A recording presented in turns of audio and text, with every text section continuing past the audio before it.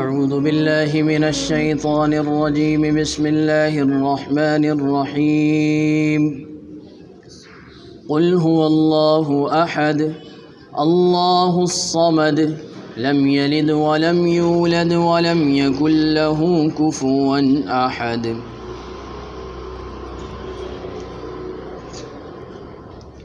یہ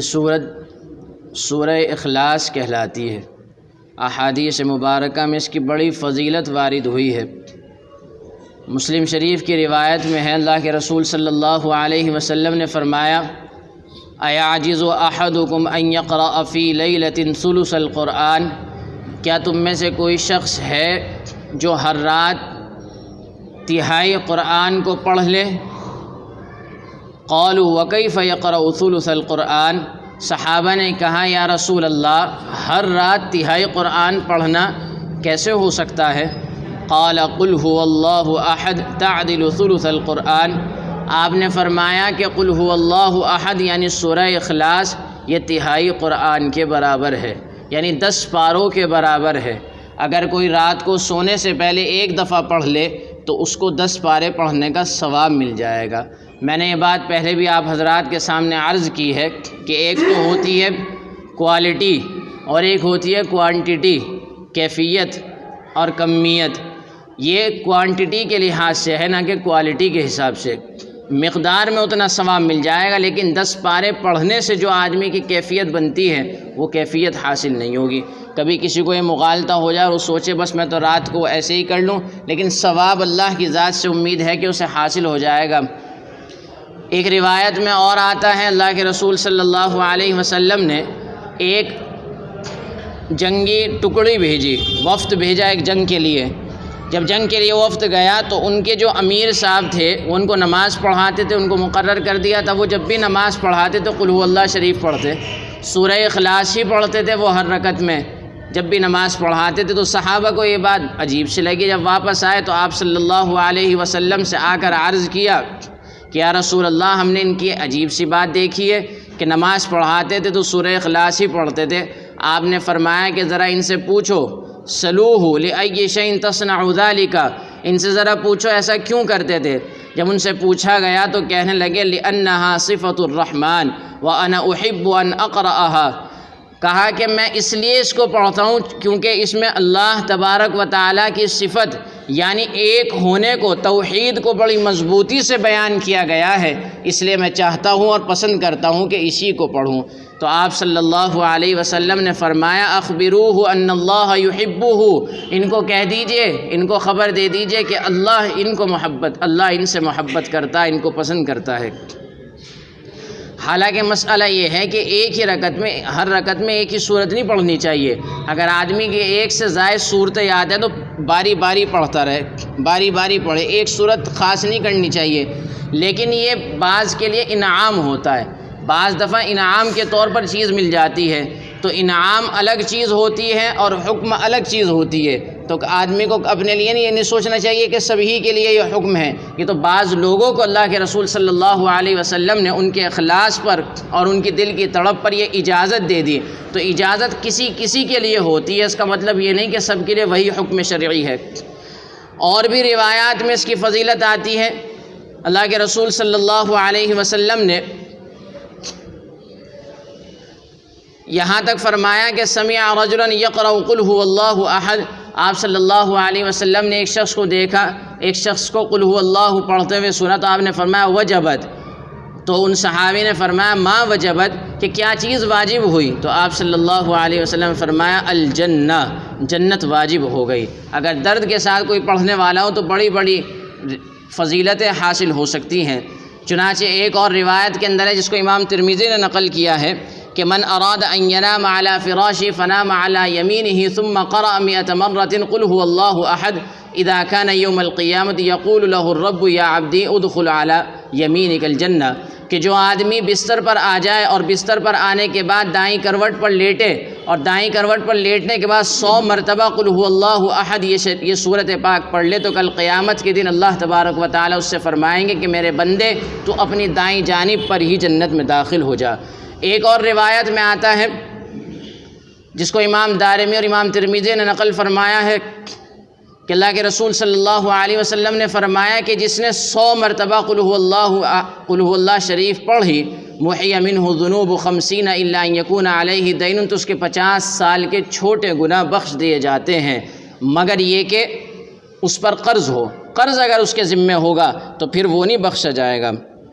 اور بھی اس کی فضیلتیں آئی ہیں، چنانچہ ایک روایت میں آتا ہے کہ اللہ کے رسول صلی اللہ علیہ وسلم نے فرمایا من قرأ قل هو اللہ احد 10 مرات، کہ جو آدمی اس کو 10 دفعہ پڑھ لیں قل هو اللہ احد کو، اس صورت مبارکہ کو،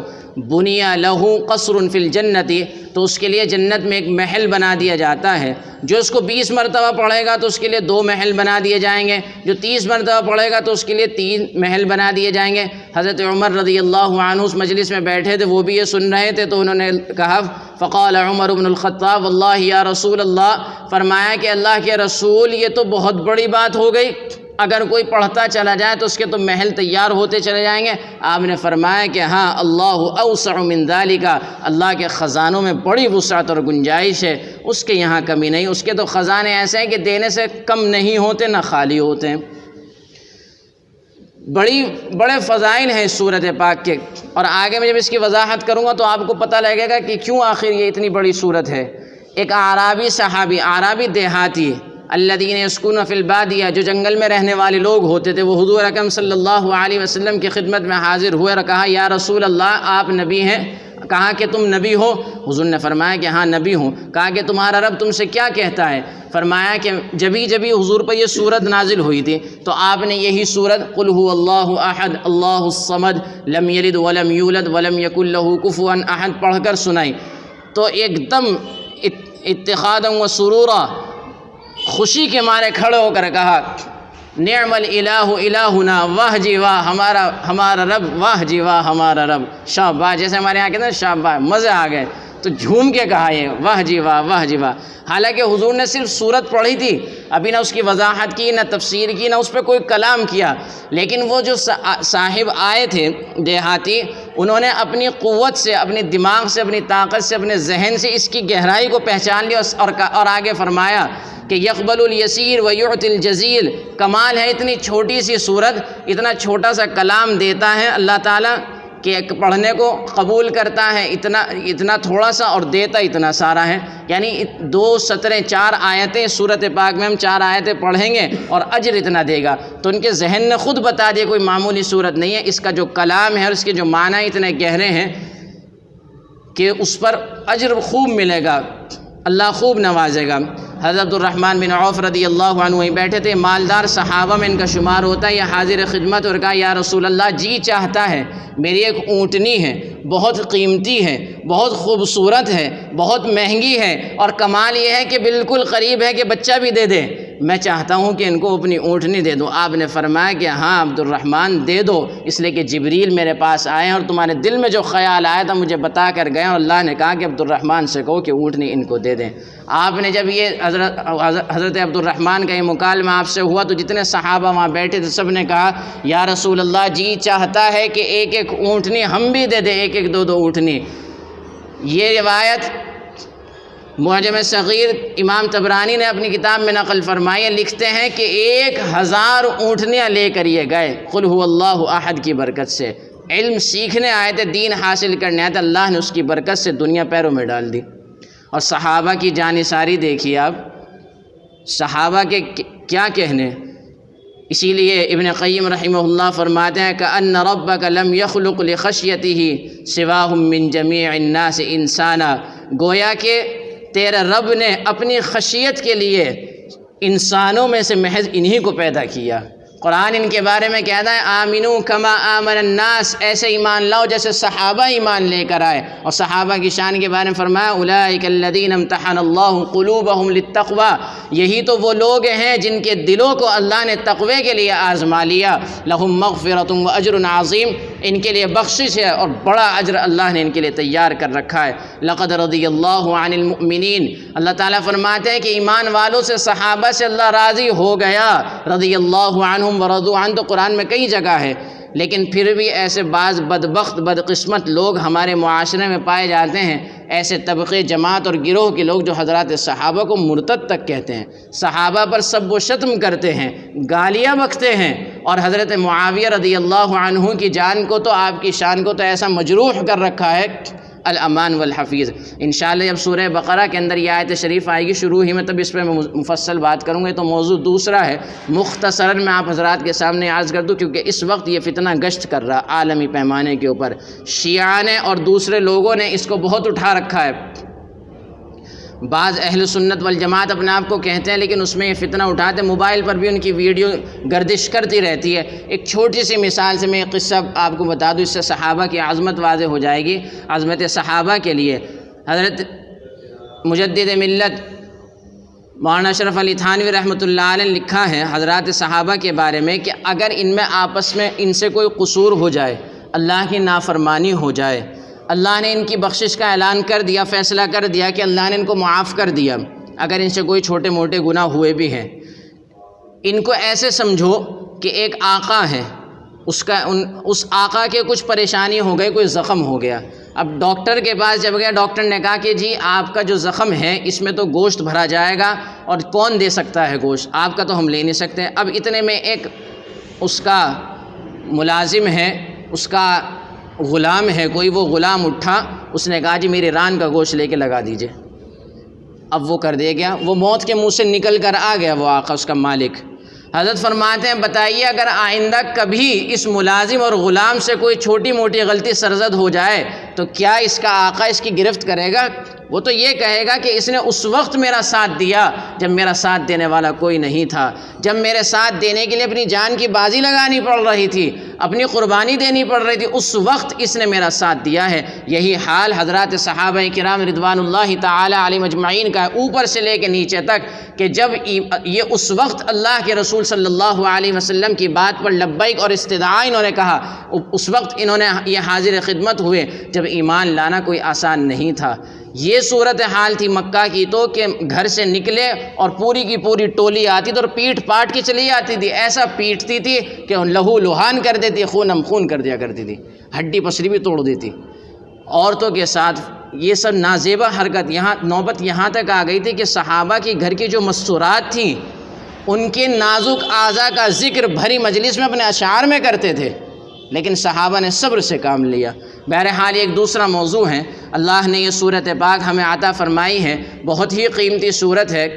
اس میں اللہ رب العزت نے قصہ یہ پیش آیا کہ بعض مشرکین اور اسی طرح بعض اللہ کو نہ ماننے والے یا حضور کو نہ ماننے والے حضور کے پاس آئے اور آ کر کہا کہ آپ نبوت کا دعویٰ کرتے ہیں اور اللہ کا اقرار کرتے ہیں، ذرا اپنے رب کا نسب تو بیان کیجئے کہ ان کا سلسلہ کیا ہے، وہ کاہیں کے بنے ہوئے ہیں، سونے کے، چاندی کے، مٹی کے، پتھر کے، کس چیز کے بنے ہوئے ہیں، ان کے بیٹا اولاد ہے یا نہیں ہے، کون ہے؟ تو یہ سوال آپ سے کیا تو اس پر یہ صورت پاک نازل ہوئی اور اس میں کھول کھول کر بتا دیا گیا کہ نہیں، وہ تو ایک ہے، اس جیسا کوئی نہیں، کسی اعتبار سے اس جیسا نہیں، نہ ہم شکل ہے، نہ ہم مثال ہے، اور کسی نہ اس کے بیٹا ہوتا ہے، نہ وہ کسی کو اس نے جنا، نہ اس کو کسی نے جنا، اور اس کے برابر کوئی نہیں۔ اس زمانے کے اندر سلسلہ اصل میں یہ پیش آیا کہ اللہ تبارک و تعالی نے جب حضرت آدم علیہ السلام کو دنیا میں بھیجا تو حضرت آدم پہلے انسان بھی ہیں، پہلے نبی بھی ہیں، آپ کی نسل چلی، آپ کی اولاد آپ کے آگے آئی، تو آپ کی جو اولاد تھی ظاہر بات ہے وہ تو خدا کے وجود کا انکار نہیں کر سکتی تھی، وہ تو اللہ کو مانتی تھی، لیکن آہستہ آہستہ سلسلہ چلتا گیا، شیطان نے ان کو پٹی پڑھائی اور پٹی بھی ایسی پڑھا دی کہ یہ کفر و شرک میں گرفتار ہوئے۔ اس کی شروعات کیسے ہوئی؟ شروعات یہ ہوئی کہ جب ان کے نیک لوگ دنیا سے جانے لگے تو شیطان نے آ کر ذہن میں یہ بات ڈالی کہ دیکھو یہ تو جا رہے ہیں، ان کا کچھ نمونہ تو باقی رہنا چاہیے، لہذا انہوں نے ان کے مجسمے بنائے، وہ ان کو دیکھتے تھے اور اپنے مقصد کے لیے چلتے رہتے تھے، انہیں پتہ تھا کہ ہمیں اللہ کے سامنے حاضر ہونا ہے، مرنا ہے، تو وہ اس کو دیکھ کر سیدھے سیدھے چلتے رہتے تھے۔ آگے جب ان کی نسل آئی تو ان کی نسل نے دیکھا کہ ہمارے بڑے ان کو دیکھتے تھے، انہوں نے ان سے ذرا اور ان کا احترام اعزاز کرنا شروع کیا۔ ان کی نسل آئی تو انہوں نے دیکھا کہ ہمارے بڑے اس کا اعزاز احترام کرتے تھے، انہوں نے ان کو کچھ سمجھنا بھی شروع کر دیا۔ ان کی نسل آئی، انہوں نے دیکھا اوہو یہ تو ہمارا بڑا ان کا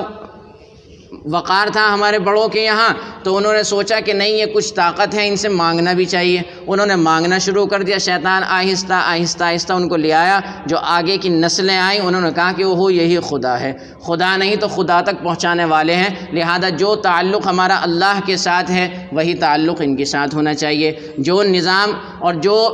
اللہ تبارک و تعالیٰ کے ساتھ ہمارا طور طریقہ ہے وہی ان کے ساتھ ہونا چاہیے۔ سجدے بھی کرنے شروع کر دیے۔ یہاں سے سب سے پہلے شرک شروع ہوا، اسی لیے شریعت میں تصویر کو بہت سختی کے ساتھ بیان کیا گیا ہے۔ کل قیام حدیث بخاری شریف کی روایت ہے کہ کل قیامت کے دن سب سے زیادہ عذاب میں تصویر بنانے والا ہوگا۔ اشد الناس عذابا یوم القیامت المصورون، تصویر بنانے والے سب سے زیادہ سخت عذاب میں ہوں گے۔ اور بخاری ہی کی دوسری روایت میں یہاں بھی آتا ہے کہ اللہ تعالیٰ کہیں گے ہاں بھائی تو نے آدھا کام تو کر دیا تھا تخلیق کا، جیسے ہم نے بنایا تو نے بھی بنا دیا، اب ذرا روح بھی تو ڈال کے دکھا۔ کہاں سے وہ روح ڈال دے گا؟ یہ تو اللہ کے علاوہ کوئی اور کام ہی نہیں کر سکتا۔ انڈے سے جاندار نکالنا یہ سوائے اللہ کے ہے کوئی طاقت جو انجام دے دے؟ اللہ ہی ہے، اللہ ہی کے چاہنے سے ہوتا ہے۔ تو سخت ترین عذاب کی وعید اس لیے کہ شرک دنیا میں سب سے پہلے جو آیا وہ اسی عمل کی وجہ سے آیا، اس لیے اسلام نے اس کو پسند نہیں فرمایا۔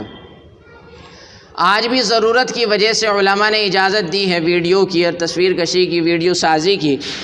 پاکستان کے علماء نے تو یہاں تک اجازت دے دی کہ دین کا کام ہو یا ویسا ہو تو اس کی گنجائش اور اجازت ہے، لیکن محتاط طبقہ اور احتیاط کرنے والے علماء آج بھی اس سے احتیاط برتتے ہیں اور برتنی چاہیے۔ جب بہت ہی زیادہ ضرورت ہو تو الضرورات تبیح المحظورات، یہ شریعت کا ضابطہ ہے کہ سخت ضرورت انسان کے لیے ناجائز چیز پر سے پردہ ہٹا دیتی ہے، اس کی گنجائش نکل آتی ہے،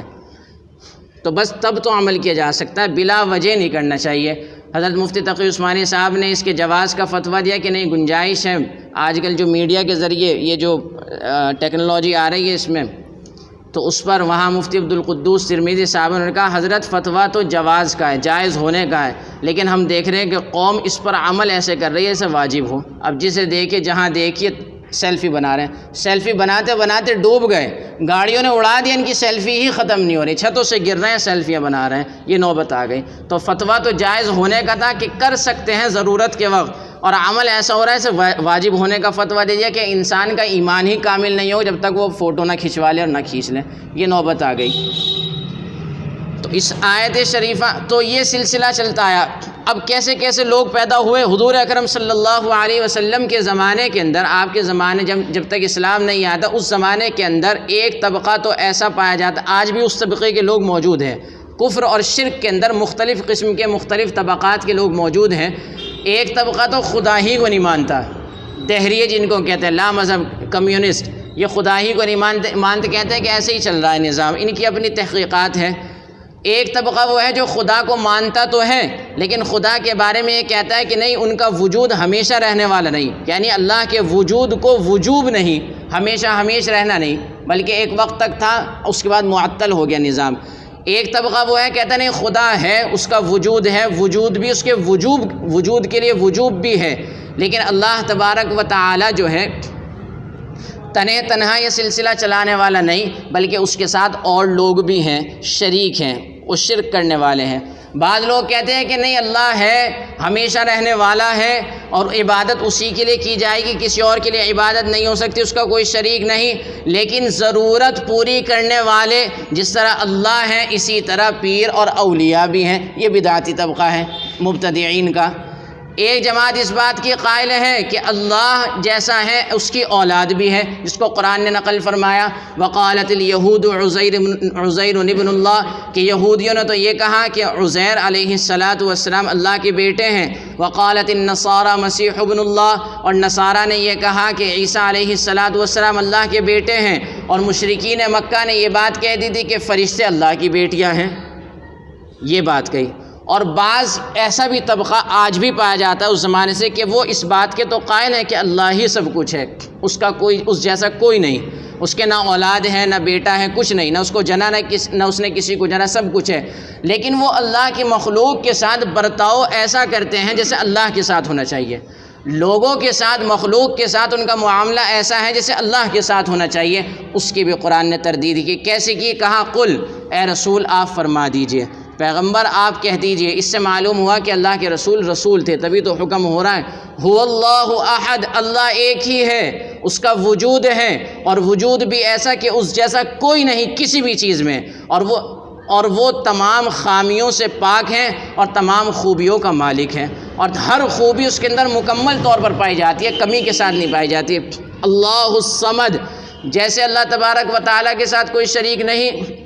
اور وہ ضروریات پوری کرنے والا ہے، اسی طرح کوئی اس کے علاوہ نہیں ہے جو انسان کی ضرورت پوری کر دے۔ صمد کہتے ہیں اس ذات کو کہ جو سب سے اوپر ہو، اس سے اوپر کوئی ذات نہ ہو، اور ہر شے اس کی محتاج ہو، وہ کسی کا محتاج نہ ہو، اس کو صمد بولتے ہیں۔ لم یلد ولم یولد، اس نے کسی کو نہیں جنا، نہ اس سے کوئی جنا گیا۔ ولم یکن لہ کفوا احد، اور نہ ہی اس کے کوئی برابر ہے، اس جیسا کوئی نہیں۔ جب اس جیسا کوئی نہیں تو مخلوق کے ساتھ ایسا برتاؤ جو خدا کے ساتھ اور خالق کے ساتھ ہونا چاہیے کیسے مناسب ہو سکتا ہے؟ حدیث شریف میں آتا ہے کہ حدیث قدسی ہے، حدیث قدسی اس حدیث کو کہتے ہیں کہ خود اللہ نے کہی بات۔ اللہ تعالیٰ فرماتے ہیں کہ آدم کی اولاد نے مجھے برا بھلا کہا، آدم کی اولاد نے مجھے گالیاں دی اور مجھے جھٹلایا تو ایسے ہیں کہ مجھے برا بھلا تو ایسے کہا انہوں نے، آدم کی اولاد نے برا بھلا اس لیے کہا کہ میرے اولاد نہیں، اور یہ میری طرف اولاد کی نسبت کرتے ہیں، کہتے ہیں کہ اللہ کی اولاد ہے، اس طرح انہوں نے مجھے برا بھلا کہا ہے۔ اور جھٹلایا اس طرح ہے کہ کل قیامت کے دن میں دوبارہ ان کو زندہ کروں گا، اور یہ کہتے ہیں اِنَّا لَمَرْدُودُونَ فِي الْحَافِرَةِ أَإِذَا كُنَّا عِظَامًا نَخِرَةً، کہ بھلا جب ہڈیاں گھل گئیں، گھس گئیں، مٹی بن گئیں، وہ دوبارہ کیسے ہوں گے؟ اللہ تعالیٰ فرماتے ہیں کہ جس طرح پہلے پیدا کیا تو ایسے ہی پیدا کر دوں گا۔ جب آسمان و زمین کو میں پیدا کر سکتا ہوں، کیا میرے لیے دوبارہ پیدا کرنا مشکل ہے؟ جو پہلی مرتبہ پیدا کر سکتا ہے وہ دوبارہ نہیں پیدا کر سکتا۔ تو اللہ تبارک و تعالیٰ آدم علیہ السلام کی اولاد سے یعنی انسانوں سے شکوہ کر رہے ہیں کہ انہوں نے مجھے جھٹلایا بھی اور برا بھلا بھی کہا ہے۔ اللہ کے کلام میں جان، اللہ کے کلام میں جان۔ اگر عربی پڑھ کے اس کو پڑھیں تو دل پسیجتے ہیں اندر سے۔ بعض دفعہ نماز پڑھتے پڑھتے عجیب کیفیت بن جاتی ہے جب اللہ کے کلام کے معنی کی طرف غور جاتا ہے۔ ایک دفعہ اور ترجمہ میں کر دوں، قل هو اللہ احد، اے محمد صلی اللہ علیہ وسلم آپ کہہ دیجئے کہ اللہ ہے، ایک ہے، اللہ الصمد، اللہ بے نیاز ہے، سب سے اوپر ہے، ہر شے اس کی محتاج ہے، وہ کسی کا ضرورت مند نہیں ہے۔ لم یلد، اس نے کسی کو نہیں جنا، ولم یولد، اور نہ ہی اس کو کسی نے جنا، ولم یکن لہ کفوا احد، اور نہ ہی اس کے کوئی برابر ہے۔ دعا کر لیجیے۔ الحمد للہ رب العالمین، عدد خلقی ورضا نفسی وزنۃ عرشی ومداد کلماتی، اللہم صلی وسلم وبارک علی سیدنا محمد وعلی آلہ واصحابہ اجمعین۔ اے اللہ، آپ کے لیے وہی تعریف اور انہی الفاظ میں تعریف اور انہی معانی اور مطالب کے ساتھ آپ کی تعریف ہے جو آپ نے اپنے کلام میں بیان فرمائی ہے۔ یقیناً ہم میں سے ہر ایک اور کائنات کا ہر فرد آپ کی تعریف، آپ کی حقیقت، آپ کی حمد و ثنا کو بیان کرنے سے عاجز ہے۔ اگر دنیا کے ہر درخت کو کاٹ کر ان کے قلم بنا لیے جائیں اور تمام تر دریا کو روشنائی سے تبدیل کر لیا جائے اور ان قلم سے، ان روشنائی سے آپ کی زمین پر آپ کی تعریف لکھی جائے تو ایک وقت یہ آئے گا کہ قلم گھس کر ختم ہو جائیں گے، دریا خشک ہو جائیں گے، زمین تنگ پڑ جائے گی، مگر آپ کی تعریف کی کوئی حد نہ ہوگی۔ اے اللہ، ہم کمزور ہیں، ہم کمزور ہیں، ہم کمزور ہیں، ہمیں معاف فرما دے، ہمیں معاف فرما دے۔ آپ کے دین کا، آپ کی ذات کا، آپ کے رسول کا جو حق ہونا چاہیے تھا، یقیناً ہم سے کوتاہیاں ہو رہی ہیں۔ آپ اپنا فضل شامل حال فرما کر اس وقت امت جس دور سے گزر رہی ہے میرے مولا، اس وقت جس حالت میں گرفتار ہے، جس دلدل میں پھنسی ہوئی ہے، ہر طرف سے در بند نظر آتا ہے سوائے آپ کے در کے۔ اے اللہ، اگر آپ کا در بھی بند ہو گیا تو ہمیں